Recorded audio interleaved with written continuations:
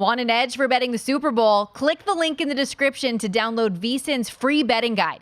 Joining us here from Radio Row, Marshall Faulk, 2011 Pro Football Hall of Famer, of course, former MVP of the National Football League as well. Marshall, thanks for joining us, man. Thanks for having me. I heard you were going to be coming around as a Louisiana native myself. A little chat before we got going here about how did we let you get away from the LSU Tigers, my beloved LSU Tigers, but that's a story for another day. It is. A story for another day. Marshall, this is a game in which a lot has been focused on the running backs that are going to be heading into this game. So there's no way. So no better way. Hold on 1 second. When did they start focusing on the running back? Listen, this is the topic of conversation here on Media Row this week. This is all Pacheco, all McCaffrey all the time. There's not a running back in this game making upwards of $30 million. This is true. This is true. No better person to talk about, though, about this matchup and how these guys are going to factor in this game than you. Of course, you get Christian McCaffrey, the jack-of-all-trades guy. You get Pacheco coming in kind of unheralded, but then has really, really carved out something for himself. So let's start over here with Christian McCaffrey and kind of what he does in today's NFL that draws comparisons to you and your playing days. Yeah, we call him the Joker. You can move him around. You put him in places. He creates mismatches. And what I like to say is, and what we did with me is he dictates coverage. He says when they put him out at receiver, man or zone. You have to, if the linebacker goes, it's man. If the linebacker stays in, it's zone. So they get to create mismatches based on wherever Christian McCaffrey is, and then you can line him up in a home position. You can offset him, and you can hand him the ball and watch him work magic, because that offensive line and how they do things, man, they get angles and they move people. They really move people, and we saw that against Detroit.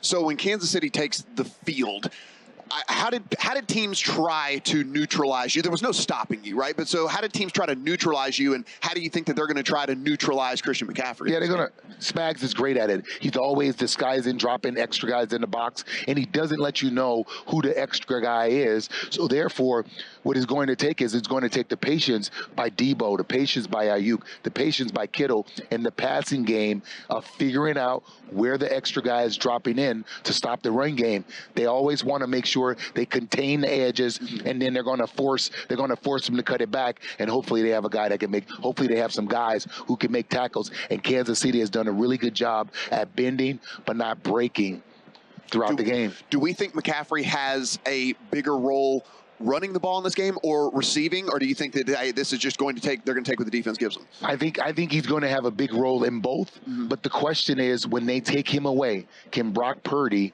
hurt the Kansas City Chiefs defense? Because that's what you got to do. When they drop in and they take the run away, or they drop down and they put somebody on McCaffrey and they make you go to your guys, Brock can't have those lulls in the games that he's had in the past two games, but they've come back to win.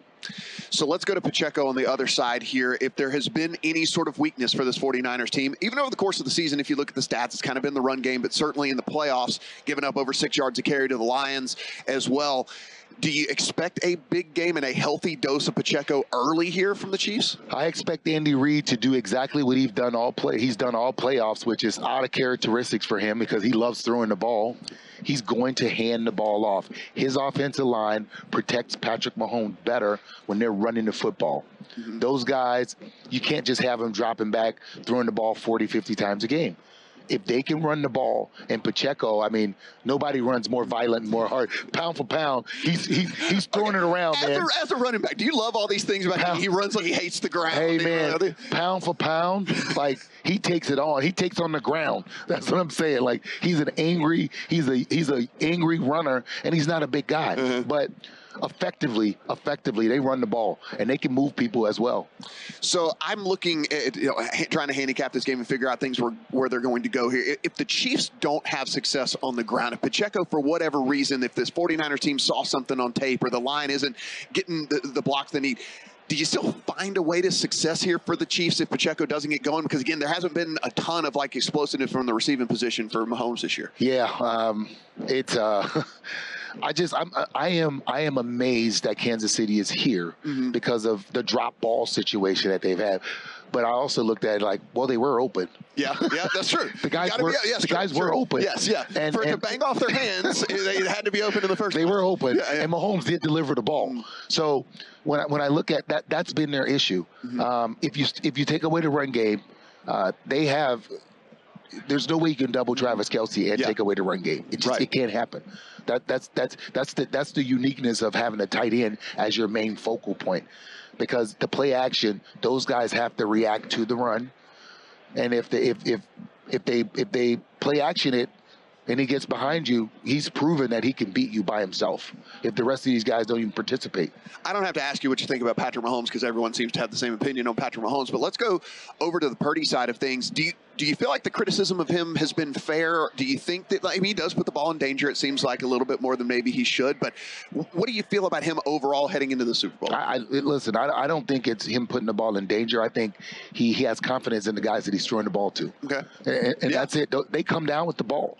And yes, he's thrown interceptions, but in looking at it from the perspective of this, the criticism that I have for him is only this. You beat Patrick Mahomes, here are your flowers and your contract, because Jimmy Garoppolo got him here. Right. Kaepernick got him here. They've been here lately with other quarterbacks. And he's in a familiar place.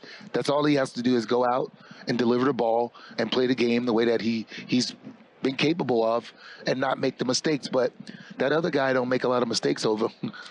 I know we're not talking about him, but he just doesn't make a lot of mistakes. Yeah, he really doesn't. You were the only player in NFL history to have 12,000 rushing yards and 6,000 receiving yards. I'm lucky. Listen, now I'm flattery. I know will get you everywhere. So let me sit here and flatter you for a second. But do you look at today's NFL and sit back and realize that the position has been transformed in what you were able to do? I mean, that is what they want in running backs now. You cannot be just a bruiser anymore. You have to be dual purpose. You have to be able to do that. Do you sit back and you look and say, that's pretty cool, man, because I definitely pioneered that. While I can sit up here and take all the credit for it because people, it became more acceptable because I did it, but Thurman Thomas did it.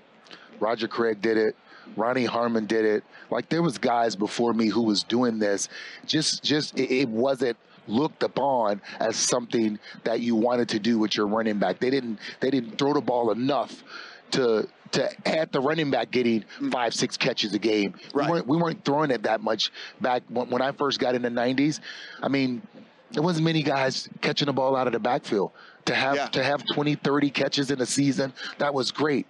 Me getting 80, 90 balls in a season, it only came because the game kind of revolutionized in the sense of we want to throw the ball more. So I know I get the credit for it, but there was guys before me that I watched, that I emulated my game off of, being able to catch the ball out of the backfield. And I got to give those guys their flowers because my eyes seeing them do it gave me the vision of what I wanted to be. And touching the ball out of the backfield meant I wouldn't get hit by 300-pounders all the time. Right. All right, we got this far. I haven't asked you who you think is going to win, so let's go ahead and do this. When it's all said and done, who's lifting the trophy? I'm going every time. I always go with the better quarterback. That's it. Like, the guy who's playing the position the best, I always say, is going to give his team has the better chance of winning. So I go with the Kansas City Chiefs. He's here on behalf of Foundation for a Drug-Free World. Head over to drugfreeworld.org to get more information on that. We are talking to Pro Football Hall of Famer, former MVP, Marshall Faulk. Thanks for the time, man. Appreciate it. Thanks for having me. Go to VSiN.com/subscribe to become a VSiN Pro subscriber today.